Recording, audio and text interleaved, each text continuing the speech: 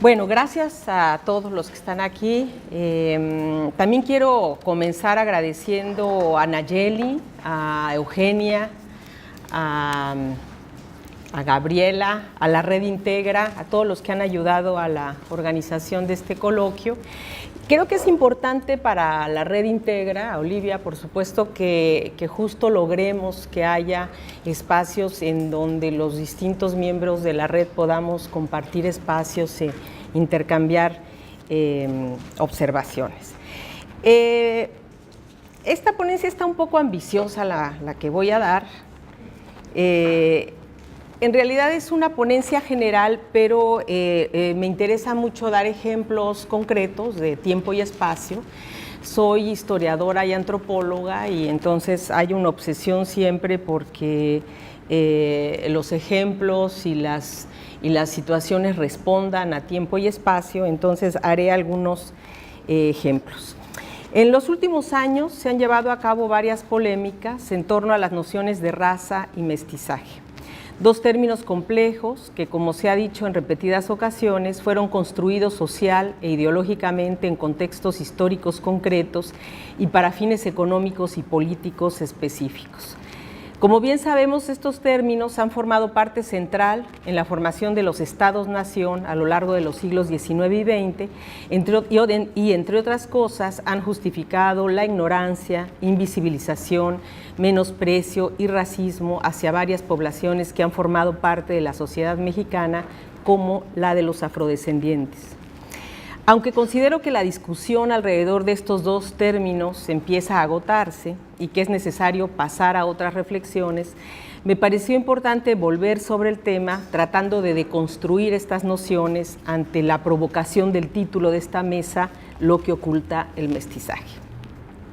Quisiera dejar claro, como lo decía al principio, que sobre todo me interesa explicar las posiciones hacia estos términos desde los debates historiográficos en México y las realidades históricas en sí mismas que han distinguido la formación de sociedades como la de México. Creo que hay una variedad de situaciones que se viven en distintos países y en distintas regiones.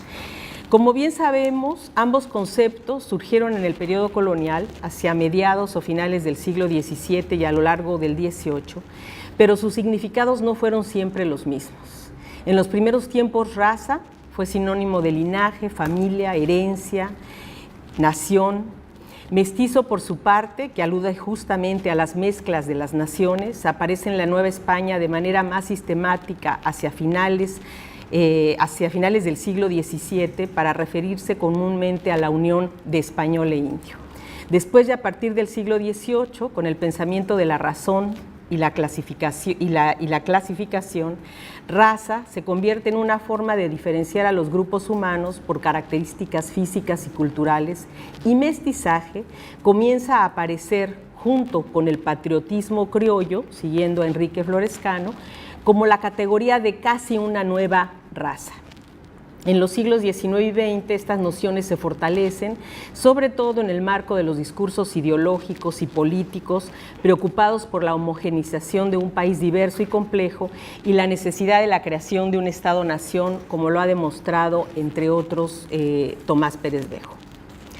Lo increíble es que en pleno 2016 sigamos leyendo y escuchando en congresos, como en los nuestros, en simposios, en conferencias, en libros, en tesis de posgrado o artículos científicos, y no decir en los medios de comunicación, el uso de estos mismos términos de acuerdo a su sentido más decimonónico.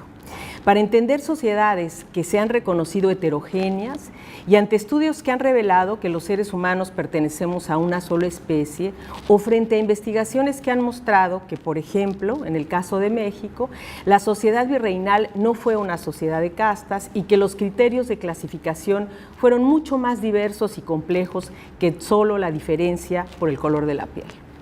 Entonces, ¿qué pasa con estos conceptos? ¿Son útiles y necesarios para entender sociedades del pasado y sociedades contemporáneas? ¿Por qué los seguimos usando? No solo en los medios de comunicación masiva, como decía, y en la vida social cotidiana, sino en las investigaciones sociales. ¿Qué hay de estas nociones? En esta plática, y como decía al principio, de manera general, quiero referirme a estos dos términos vinculados a las poblaciones afrodescendientes en México, haciendo un ejercicio de deconstrucción, sin pretender hacer un análisis bajo los parámetros de Derrida, pero sí siguiéndolo. La deconstrucción consiste en mostrar cómo se ha construido un concepto cualquiera a partir de procesos históricos y acumulaciones metafóricas, mostrando que lo claro y evidente dista de serlo. Así, trataré de comprender cómo estos conceptos han estigmatizado, negado o menospreciado a las poblaciones de origen africano en la formación de la sociedad mexicana, pero también cómo han respondido a ciertas realidades y formas de interpretación históricas.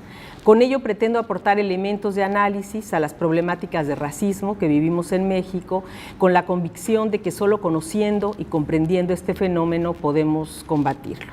Debo hacer notar que varias de las reflexiones que voy a presentar forman parte del proyecto de investigación sobre racismo y afrodescendientes que llevamos a cabo en la Coordinación Nacional de Antropología del INAH, un equipo de trabajo con apoyo de CONACYT desde hace 2 años. Bueno, entonces, para ello propongo 5 reflexiones. La primera tesis que quiero cuestionar y deconstruir es la de que los problemas actuales del racismo, es decir, de prácticas discriminatorias en torno a la raza, surgieron en la época colonial a raíz de la conquista y la colonización. Para ello, es relevante deconstruir la categoría de raza y situar sus significados en espacios y periodos, ya que, como lo señalé, los sentidos y significados de este término no fueron los mismos durante la época colonial. La idea sobre que el racismo surgió en este periodo se ha convertido en un lugar común y ha servido, entre otros, para simplificar las problemáticas del racismo y exportar la culpabilidad a los colonizadores, como además, si con esto nos quitáramos el problema y lo resolviéramos. Muchos testimonios históricos de la época virreinal han demostrado que este pasado era mucho más complejo de lo que usualmente se piensa hoy en día. En este sentido, es importante contextualizar y problematizar en torno al mismo concepto de raza, cuándo nació, cuándo surgió, qué significaba, tomando en consideración además situaciones económicas y sociales, temporales, espaciales. Es importante relativizar la idea de que el significado contemporáneo de raza ha existido siempre, o en su defecto que su origen radica en el periodo colonial. Ello, creo, coadyuvaría a comprender cómo se construyeron estas nociones sobre la diferencia entre las personas y cómo se justificaron el racismo, la discriminación y el lugar que ocuparon las poblaciones de origen africano en México. Voy con la segunda tesis en este mismo sentido.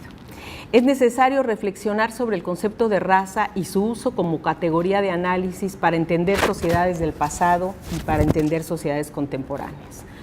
Una posición crítica frente al uso de este término, que ha estado muy vigente en tradiciones académicas como la estadounidense, podría ayudar a comprender otras dinámicas sociales y, por lo tanto, otras maneras de entender las diferencias.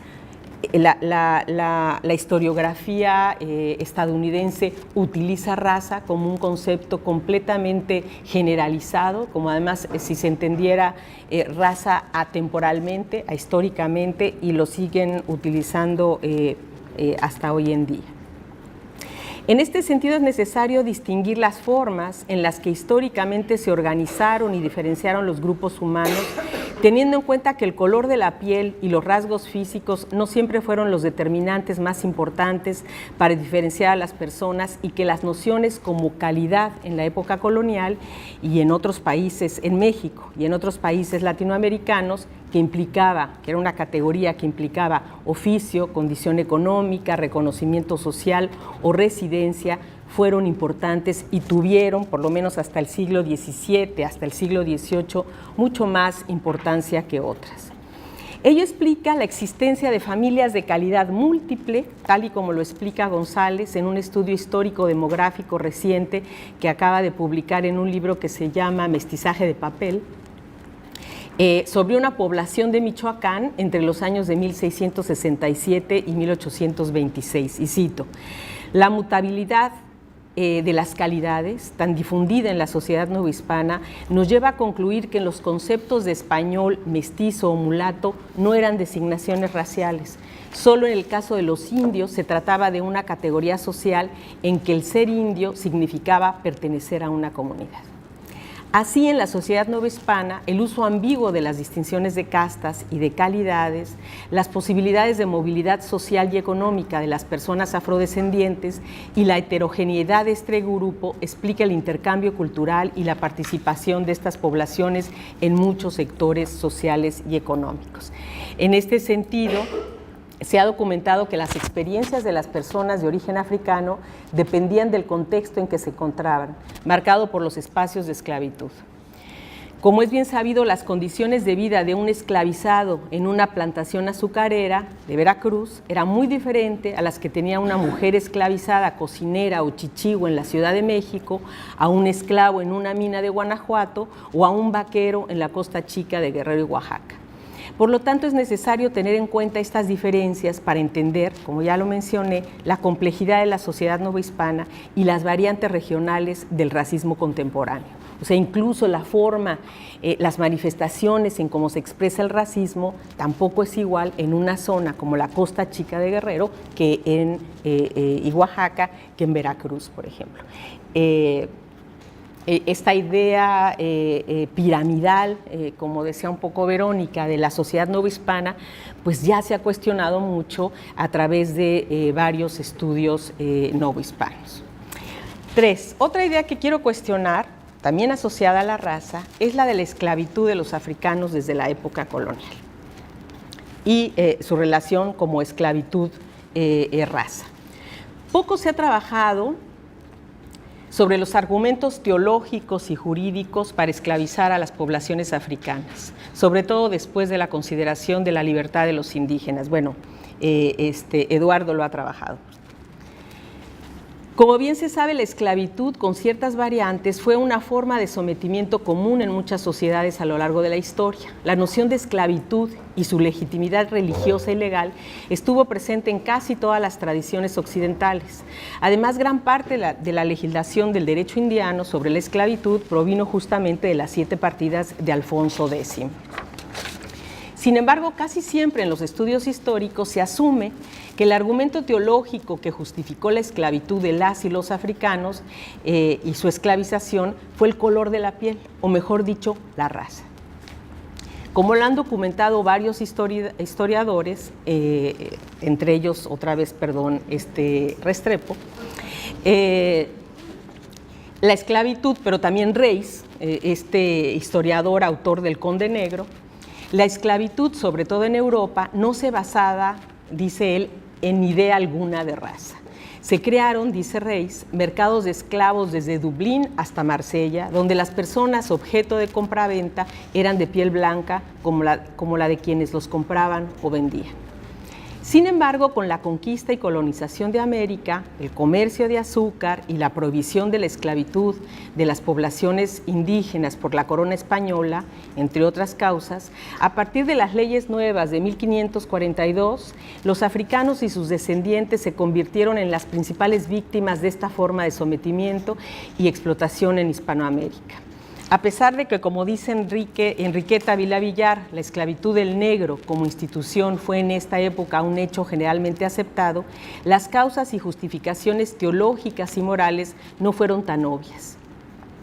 Cuando uno trata de investigar y trata de ver cómo se justificó la esclavitud de los africanos a partir de los textos teológicos, no aparece así de obvio como se asume en la historiografía tradicional. ¿Cómo justificar la esclavización africana frente a la libertad y el reconocimiento de los indios como vasallos del rey de España? Todos sabemos que también los indios como vasallos del rey de España era una muy buena idea, pero que para nada fue así. Pero de todas maneras, esto cómo se diferenciaba de la esclavización de los africanos.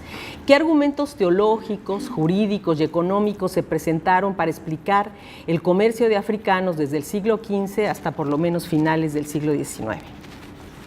No me da tiempo de explicar todo este proceso, que es complicado, y los debates que existieron, pero es importante señalar que las razones variaron también en distintos periodos y estuvieron vinculados obviamente a los intereses de las empresas económicas en los nuevos territorios.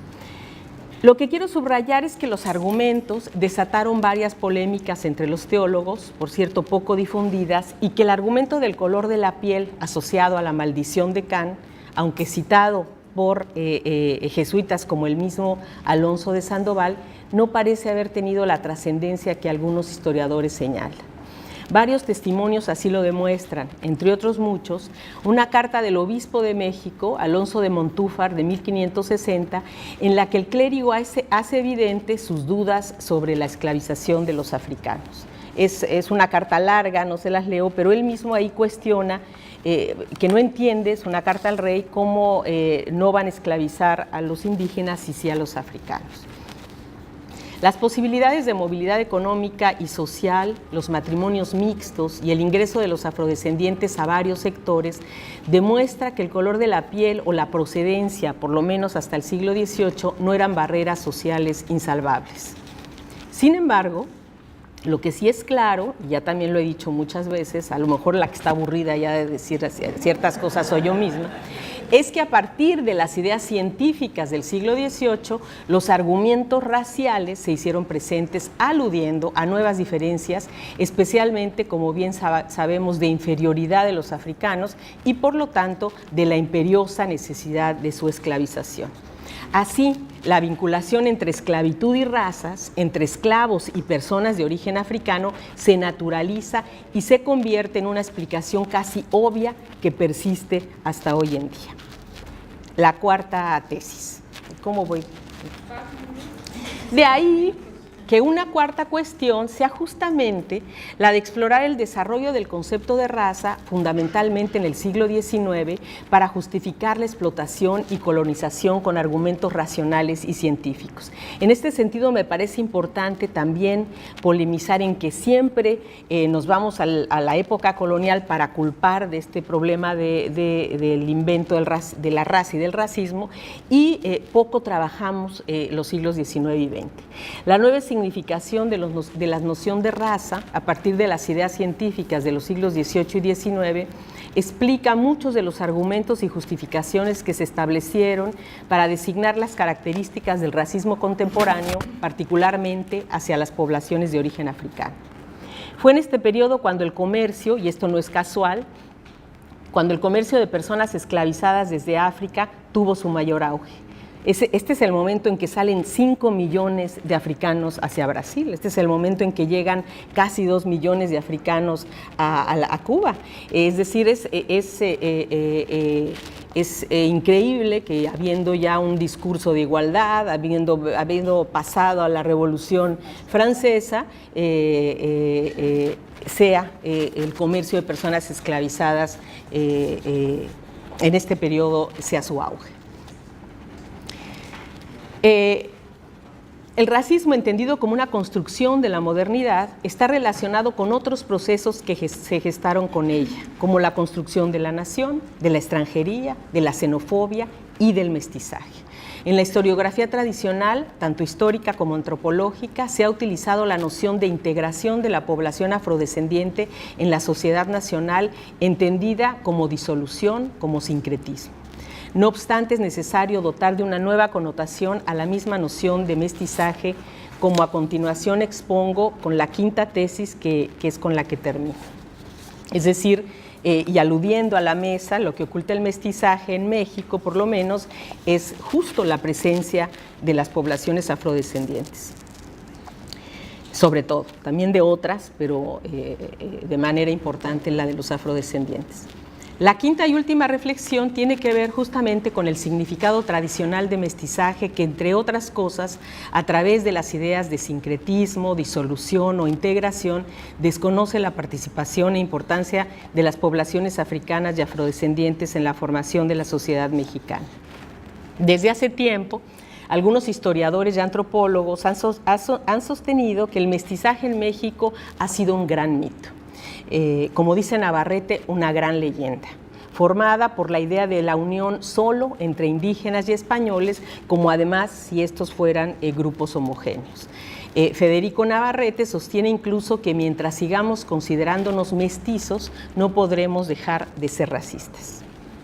Eso lo dice en su libro de México Racista.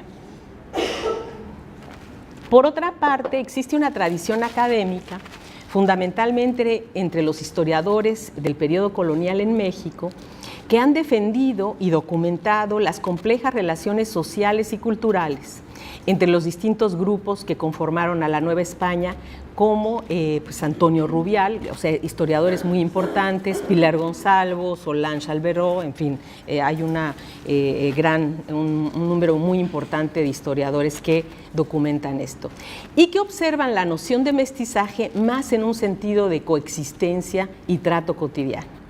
Algunos hemos sostenido también desde hace tiempo que el mestizaje, que no necesariamente proviene de la designación de mestizo, sino como sinónimo de combinación o mezcla, y no como un proceso ideológico, sino como experiencias de intercambio y convivencia, explica muchas de las circunstancias y experiencias que vivieron poblaciones como las afrodescendientes en México. Algo tan simple.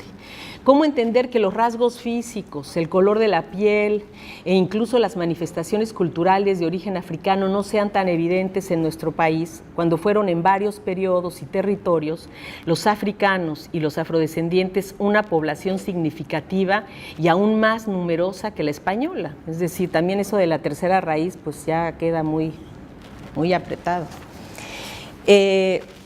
Las investigaciones sobre las poblaciones afrodescendientes en México han revelado la importancia de las relaciones entre africanos y afrodescendientes con otros grupos sociales por varias causas: la posibilidad de procrear hijos libres, la intención de obtener mejores condiciones de vida y las circunstancias que permitieron compartir territorios y espacios cotidianamente sin que las ordenanzas, bandos o recomendaciones civiles y eclesiásticas tuvieran incidencia.